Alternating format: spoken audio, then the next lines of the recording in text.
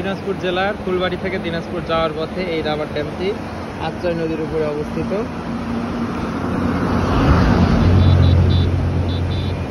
এটা একটি অত্যন্ত দীর্ঘতম বাংলাদেশের একটি নদী, যেটাকে ভারতে আত্রেয়ী বলা হয়, কিন্তু বাংলাদেশে এটার নাম আত্রাই। তো এই রাবার ড্যামটি পানি সংরক্ষণের জন্য বাংলাদেশ সরকার এটা তৈরি করেছে। ওই সাইডে দেখতে পাচ্ছেন এটা ইন্ডিয়া থেকে আসছে এইদিকে। তারপরে এইটা নদীটা এতটাই দীর্ঘতম যে ইন্ডিয়াতে উৎপত্তি হয়ে আবার একবার বাংলাদেশে ঢুকছে, আবার ইন্ডিয়াতে ঢুকছে, তারপর আবার বাংলাদেশের নওগাঁ জেলার উপর দিয়ে চলন বিল দিয়ে যমুনা নদীতে যায় মিলিত হয়ে গেছে। এবং উৎপত্তি হয়েছে তিস্তা নদী এবং আত্রেয়ী এবং একটা নদী, আমার নাম এই মুহূর্তে মনে নেই। 3 নদীর থেকে একটা নদী এই আত্রেয়ী চলে আসছে এইদিকে বাংলাদেশে।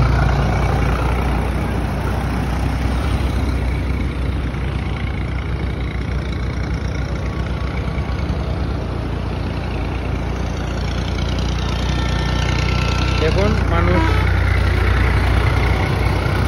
মাছ ধরে।